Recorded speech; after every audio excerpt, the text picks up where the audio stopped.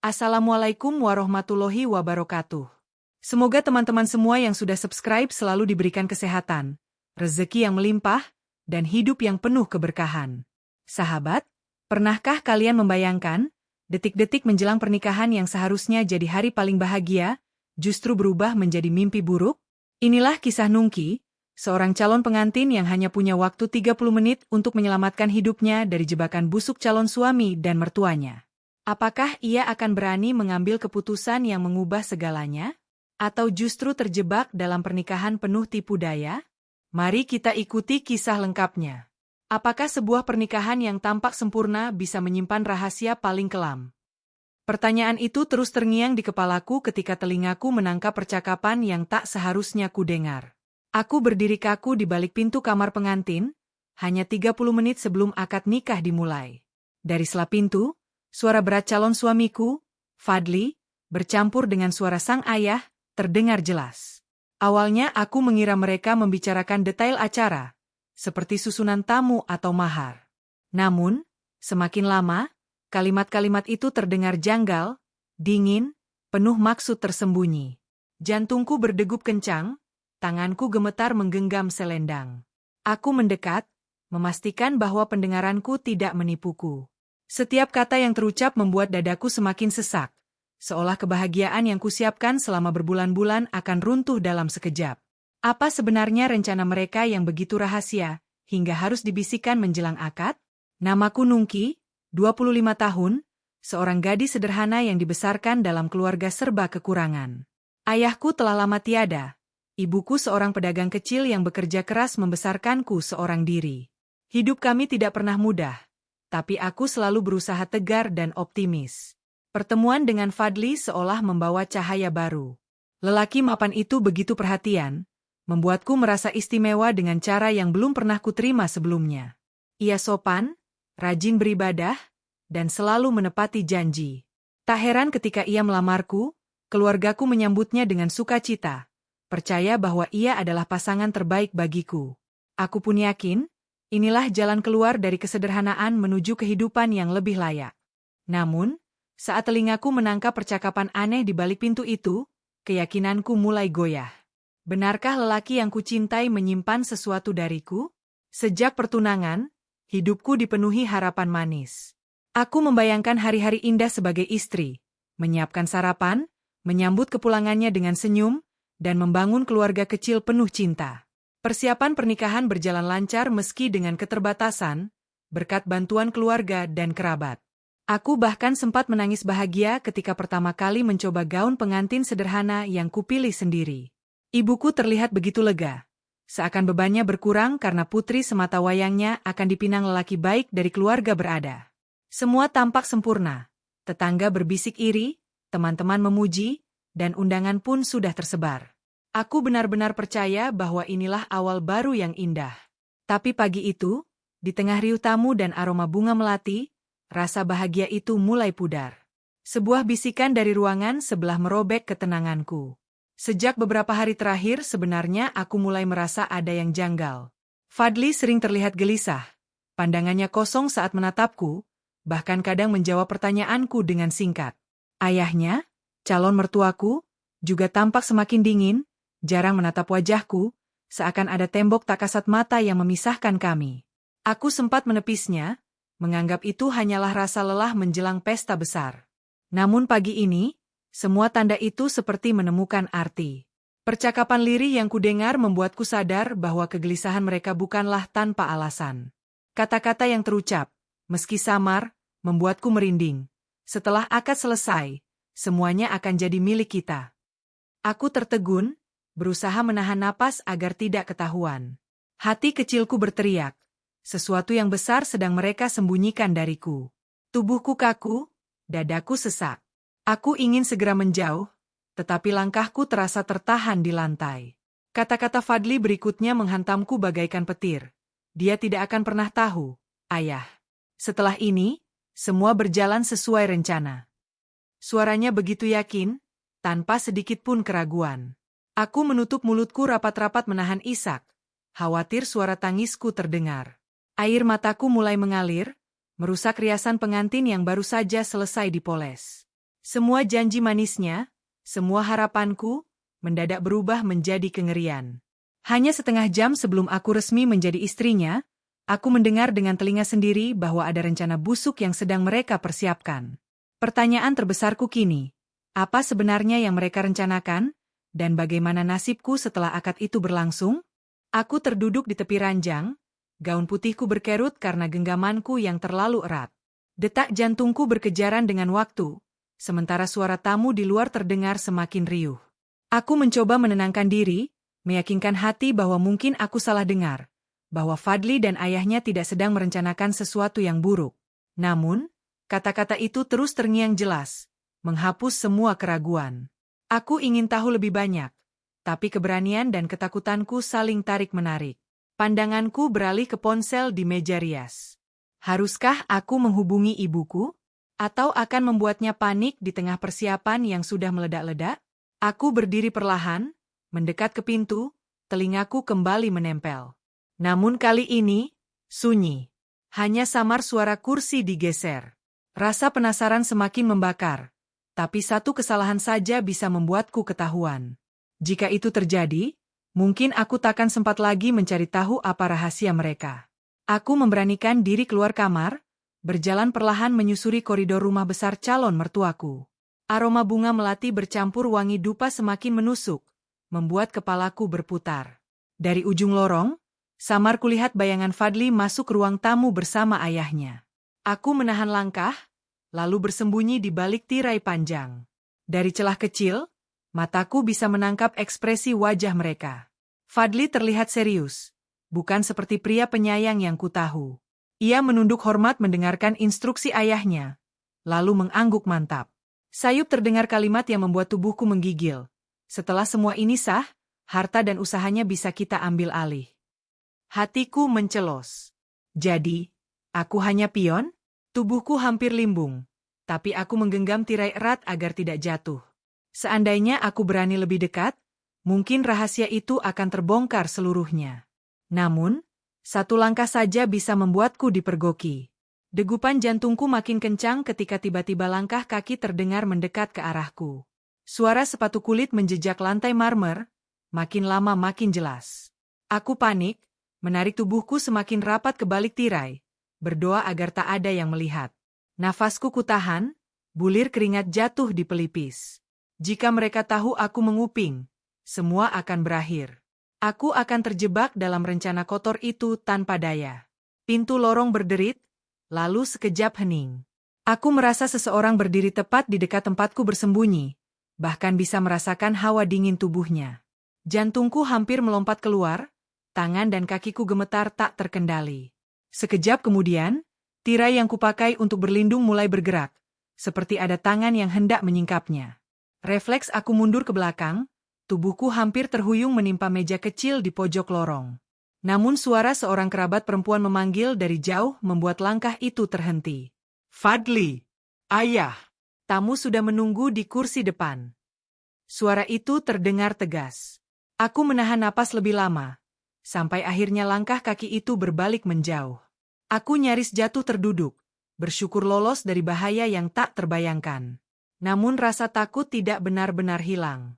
Aku kembali ke kamar dengan langkah gemetar, lalu menutup pintu rapat-rapat. Aku mencoba meyakinkan diri bahwa aku harus fokus pada akad, mencoba mengabaikan apa yang kudengar. Mungkin aku hanya salah paham, mungkin semua baik-baik saja, bisikku pada cermin. Tapi bayangan wajah Fadli yang dingin tadi terus menghantui. Bagaimana mungkin pria yang selalu lembut tiba-tiba bisa berubah setegas itu? Aku duduk di kursi rias, menatap wajahku yang mulai hancur karena air mata. Make up yang dipoles dengan rapi kini buram. Aku mencoba tersenyum pada bayangan di cermin, tapi yang kembali hanya tatapan kosong. Di luar, suara musik gamelan menandai bahwa acara sebentar lagi dimulai. Aku ingin pura-pura tidak mendengar percakapan itu, ingin kembali percaya pada semua janji manis Fadli. Namun, perasaan di dadaku tak bisa dibohongi. Ada sesuatu yang salah. Setiap detik berjalan terasa seperti ancaman, seakan waktu menertawakanku karena tak mampu mengambil keputusan. Aku tahu, semakin lama aku diam, semakin besar resiko aku terjebak dalam permainan mereka.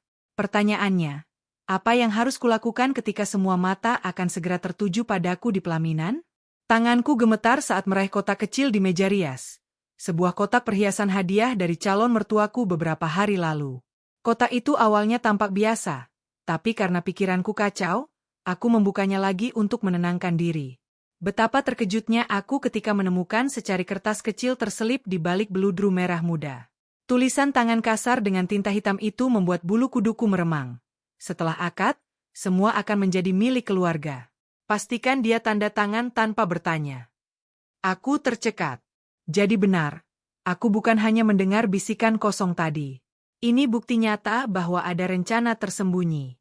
Tubuhku panas dingin, seakan dunia di sekitarku runtuh. Aku ingin berlari membawa kertas itu ke ibuku, ingin berteriak pada semua tamu. Namun akalku menahan. Kalau aku salah langkah, mereka bisa balik menuduhku. Nafasku tersengal, kutatap kertas itu sekali lagi, lalu kucekat di genggaman.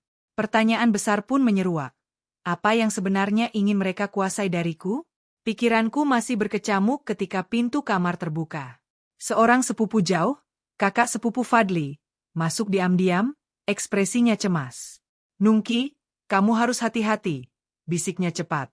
Aku menoleh kaget, tubuhku menegang. Dia menatapku penuh iba, lalu berkata, aku tak bisa jelaskan panjang lebar, tapi semua ini tentang tanah warisan dari almarhum ayahmu. Mereka tahu kamu satu-satunya ahli waris sah, dan pernikahan ini hanya cara mereka mengikatmu secara hukum. Suaranya membuat darahku berdesir. Aku hampir tidak percaya, tapi potongan kertas tadi membenarkan ucapannya. Jadi, bukan cinta yang mereka incar, melainkan warisan ayahku yang bahkan aku sendiri hampir lupa. Air mataku jatuh tanpa bisa ditahan. Mengapa mereka tega? Tanyaku lirih. Sepupunya hanya menggeleng, aku juga benci ini, tapi aku tak bisa melawan ayahku sendiri. Kata-katanya bagai palu godam yang menghantam. Jadi benar, aku hanya umpan dalam permainan mereka. Dan waktu menuju akad tinggal hitungan menit. Aku berjalan mondar-mandir di kamar, gaunku menyeret di lantai, pikiranku seperti perang besar. Semua kebahagiaan yang kubayangkan seakan direbut paksa. Ibuku pasti tidak tahu apa-apa. Aku ingin membatalkan pernikahan. Tapi bagaimana caranya? Jika aku kabur, keluargaku akan dipermalukan di depan ratusan tamu. Jika aku diam, aku akan menyerahkan segalanya pada mereka tanpa perlawanan. Sepupu Fadli hanya menatapku dengan wajah pasrah, seolah-olah aku sendirian dalam pertempuran ini. Aku meraih ponsel, ingin menelepon ibuku, namun jari-jariku tak mampu menekan tombol. Suara musik dan riuh tawa tamu semakin membuatku terhimpit. Nafasku pendek, dadaku sesak. Aku tahu aku harus memilih cepat, tapi setiap pilihan terasa seperti jebakan. Air mataku terus mengalir, membasahi gaun putih yang seharusnya jadi simbol kebahagiaan. Lalu terdengar ketukan keras di pintu. Seseorang berteriak, Nungki, waktunya ke pelaminan. Aku menahan napas, tubuhku terasa kaku mendengar suara dari luar pintu. Sepupu Fadli menatapku khawatir, lalu mendorongku agar cepat mengambil keputusan. Kalau kamu keluar sekarang, semua akan berjalan sesuai rencana mereka. Tapi kalau kamu melawan, aku tak tahu apa yang akan terjadi. Kata-katanya bagai belati yang menusuk lebih dalam. Aku berdiri dengan langkah goyah, menatap diriku di cermin sekali lagi. Wajahku masih berhias senyum palsu, padahal hatiku hancur. Rasanya seperti melihat orang asing. Aku menggenggam kertas bukti di tangan kiriku, sementara tangan kananku bergetar di gagang pintu. Dunia seakan membisikkan bahwa waktuku hampir habis. Suara dari luar semakin keras, penuh desakan. Nungki! Semua menunggu. Jangan buat malu keluarga. Telingaku berdenging, kepalaku pusing. Aku tahu aku harus berbuat sesuatu. Tapi apa? Apakah aku cukup kuat untuk melawan mereka seorang diri? Dengan langkah berat, aku akhirnya membuka pintu dan melangkah keluar, mencoba berpura-pura tenang. Semua mata memandang, senyum tamu dan keluarga menghujaniku, tapi bagiku itu terasa seperti tatapan penghakiman. Aku berjalan menuju pelaminan, gaunku terseret indah namun hatiku seperti berjalan menuju penjara. Fadli berdiri gagah di ujung ruangan, senyum manisnya seolah menyembunyikan pisau di balik punggung. Aku ingin berhenti, ingin berteriak mengungkap kebenaran, namun tenggorokanku tercekat. Saat penghulu memanggil, aku sudah duduk di samping Fadli, nyaris tak berdaya. Aku mencoba membuka mulut, tapi suaraku mati di kerongkongan.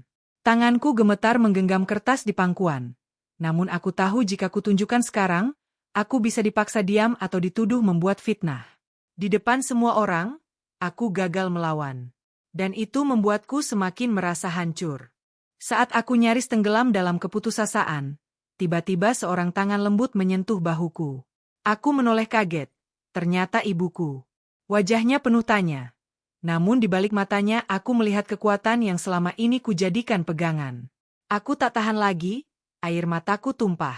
Dengan cepat kuselipkan kertas bukti itu ke tangannya, berharap ia mengerti tanpa harus menjelaskan panjang lebar di hadapan semua orang. Ibuku membaca cepat, lalu ekspresinya berubah.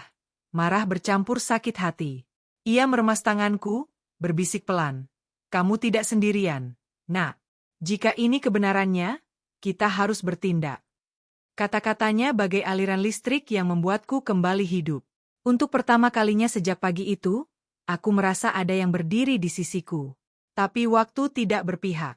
Penghulu sudah membuka acara, suara doa bergema, dan semua orang menatap kami. Pertanyaannya kini jelas. Bagaimana aku dan ibuku bisa menghentikan semua ini tanpa membuat keluarga hancur berkeping-keping? Dengan cepat, ibuku menunduk dan berpura-pura merapikan kerudungku. Padahal sebenarnya ia berbisik strategi di telingaku. Dengar, Nak. Begitu penghulu menanyakan persetujuanmu, kamu jangan jawab dulu. Biar ibu yang bicara. Aku menatapnya tak percaya. Ibuku yang selama ini lembut kini tampak seperti singa betina siap melawan demi anaknya. Aku mengangguk lemah, meski dadaku berdegup kencang. Sementara itu, Fadli menatap kami dengan senyum penuh kemenangan, seolah yakin segalanya berjalan lancar. Ayah mertuaku berdiri dengan wajah penuh wibawa, menyambut tamu dengan angkuh. Mereka sama sekali tak menduga bahwa aku dan ibuku sudah memegang rahasia yang bisa menghancurkan rencana busuk mereka. Aku meremas tangan ibuku erat-erat, merasakan sedikit keberanian mengalir. Harapan itu kecil, rapuh, tapi nyata.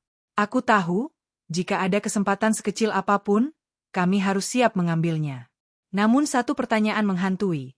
Apakah ibuku cukup kuat menghadapi mereka semua sendirian? Saat detik-detik akad kian dekat, suasana berubah mencekam. Penghulu mengatur dokumen, para tamu mulai hening.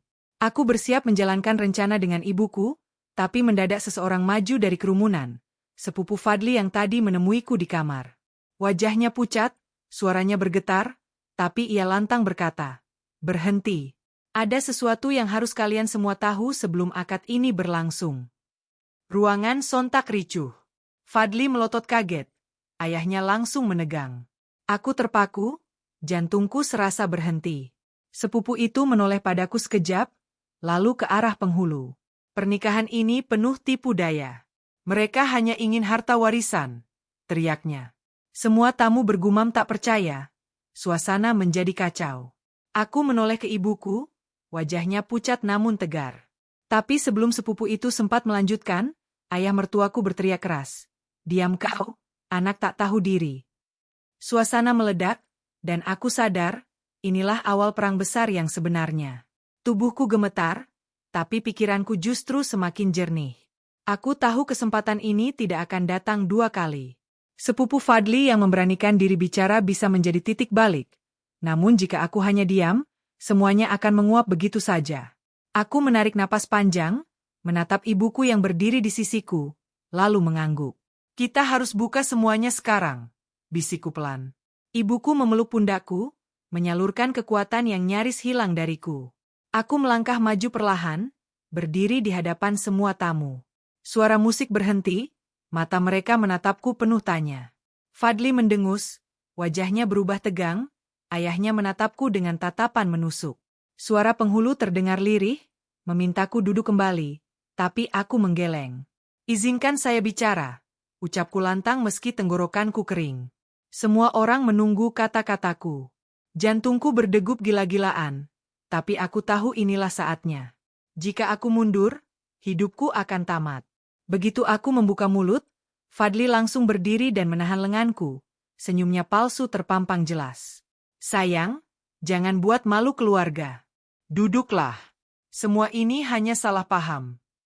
Tapi aku merasakan genggamannya keras, penuh ancaman.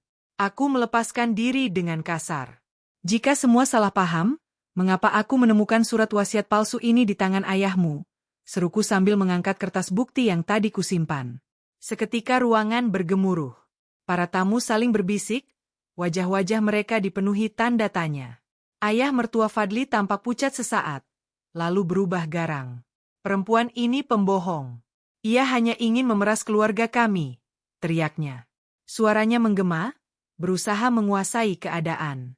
Tapi untuk pertama kalinya, topeng mereka runtuh. Aku bisa melihat ketakutan jelas di mata Fadli. Mereka bukan lagi calon keluarga yang penuh wibawa, melainkan dua pria serakah yang terpojok.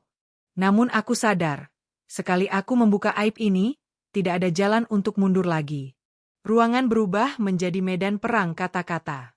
Aku berusaha mengendalikan suaraku meski tubuhku gemetar. Aku tidak peduli dengan pesta ini. Aku tidak peduli dengan semua hiasan mewah atau janji palsu. Aku hanya tidak bisa menikah dengan orang yang menipuku demi harta. Suaraku bergetar, tapi cukup lantang untuk didengar semua tamu. Ibuku berdiri di sampingku, matanya berkaca-kaca, namun penuh keberanian. Beberapa keluarga besar mulai bersuara, mempertanyakan kebenaran tuduhan itu. Sepupu Fadli kembali maju, kali ini dengan bukti rekaman suara yang ia simpan di ponselnya. Saat rekaman diputar, terdengar jelas suara Fadli dan ayahnya membicarakan warisan serta rencana memperalatku. Semua orang terperangah. Fadli panik, mencoba merampas ponsel itu, tapi dicegah beberapa kerabat. Aku merasakan seluruh dunia di sekelilingku berubah. Pernikahan yang seharusnya menjadi momen bahagia kini berubah menjadi sidang terbuka yang mempermalukan mereka. Suara rekaman yang berisi rencana busuk itu terdengar begitu jelas, menghantam setiap telinga di ruangan. Tamu-tamu bergemuruh, beberapa langsung berdiri dengan wajah marah, merasa ikut tertipu karena hadir di pernikahan penuh kebohongan. Ayah mertua Fadli tak lagi bisa menutupi kegelisahannya. Wajahnya merah padam, urat leher menegang. Fadli sendiri tak berhenti memohon. Sayang, dengarkan aku, itu tidak seperti yang kau pikirkan. Tapi suaranya hanyalah gema putus asa di tengah badai kebenaran yang meledak. Aku menatapnya lekat-lekat, dan untuk pertama kalinya aku melihat siapa dia sebenarnya. Pria pengecut yang rela mengorbankan siapapun demi ambisinya. Ibuku menggenggam tanganku erat, seolah berkata, kamu sudah menang. Tapi aku tahu ini belum selesai. Aku harus mengambil keputusan terakhir. Apakah aku akan tetap duduk dan melanjutkan akad yang penuh kebusukan?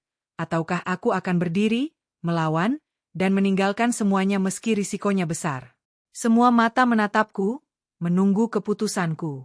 Aku berdiri di tengah panggung pernikahan yang kini berubah menjadi arena pengadilan. Semua mata menatapku, sebagian penuh simpati, sebagian penuh rasa penasaran. Namun, di saat aku merasa hampir bebas, Fadli justru nekat berlutut di hadapanku. Nungki, maafkan aku. Aku memang salah, tapi aku tetap mencintaimu, teriaknya dengan suara bergetar. Beberapa tamu langsung terenyuh, bergumam bahwa aku sebaiknya memaafkannya. Dadaku sesak, karena situasi ini memojokkanku lagi. Mereka mencoba membalikan keadaan, menjadikan aku yang bersalah bila berani menolak. Ayahnya pun memainkan kartu terakhirnya, pura-pura sakit sambil memegangi dadanya, membuat beberapa orang panik. Aku melihat bagaimana mereka, meski sudah ketahuan, tetap mencoba menjebakku dengan emosi. Dalam sekejap aku merasa lemah lagi. Apa aku cukup kuat melawan drama ini? Apa aku akan dianggap durhaka jika tetap meninggalkan mereka? Semua keraguan menyerangku seperti badai yang tak henti. Saat aku hampir goyah, ibuku maju dengan langkah mantap. Wajahnya tegar, matanya menatap semua orang tanpa gentar. Cinta sejati tidak perlu diraih dengan kebohongan dan manipulasi, ucapnya lantang. Suaranya bergema, membuat ruangan hening seketika. Lalu, dari sisi tamu, seorang ulama yang kami hormati berdiri. Beliau selama ini diam, tapi kini bersuara. Anakku, pernikahan itu adalah amanah. Jika dimulai dengan dusta, maka ia hanya akan membawa petaka. Kau berhak menolak. Kata-kata itu jatuh seperti palu sidang, menghancurkan sisa topeng Fadli dan ayahnya. Aku menutup mata, menenangkan nafasku, lalu berdiri tegak. Aku tidak bisa menikahi seseorang yang menipuku. Aku memilih pergi. Suaraku lantang, tanpa ragu. Beberapa tamu bertepuk tangan pelan, mendukung keberanianku. Fadli jatuh terduduk, wajahnya pucat pasi, ayahnya terdiam tak berdaya. Keputusan itu kuambil, dan untuk pertama kalinya, aku merasa benar-benar bebas. Aku melangkah keluar dari gedung pernikahan, gaun putihku terombang-ambing diterpa angin sore. Bukan dengan perasaan kalah, melainkan dengan kebanggaan yang sulit kujelaskan. Semua mata mengikuti langkahku, dan aku tahu sebagian akan bergosip, sebagian akan mengagumi. Tapi yang terpenting, aku menyelamatkan diriku dari penjara pernikahan palsu. Saat tiba di luar, sepupu Fadli mendekat dan berbisik, "Kau lebih kuat dari yang kami kira. Jika kau butuh bantuan, aku siap bersaksi kapanpun." Aku tersenyum, menyadari bahwa kebenaran akhirnya menemukan jalannya. Mobil sederhana milik ibuku menunggu, dan kami pergi dengan hati lega. Di balik semua air mata dan luka, aku belajar satu hal, lebih baik kehilangan pesta mewah daripada kehilangan harga diri. Kadang, keberanian untuk melangkah pergi justru adalah bentuk kemenangan terbesar. Dan di hari yang seharusnya menjadi awal pernikahanku, aku justru menikah dengan kebebasan dan keyakinan pada diriku. Dan begitulah akhir kisah Nungki, gagal menikah, tapi justru menemukan kebebasan sejati. Ia berani memilih jalan yang sulit demi menjaga harga dirinya. Dari sini kita belajar, lebih baik kehilangan pesta megah, daripada kehilangan diri sendiri. Terima kasih untuk teman-teman yang sudah setia mendengarkan sampai akhir. Jangan lupa untuk subscribe, like, dan share video ini agar semakin banyak orang yang bisa mengambil pelajaran dari kisah nyata yang penuh makna ini. Sampai jumpa di cerita berikutnya. Wassalamualaikum warahmatullahi wabarakatuh. Bunga Mawar. Sendiri.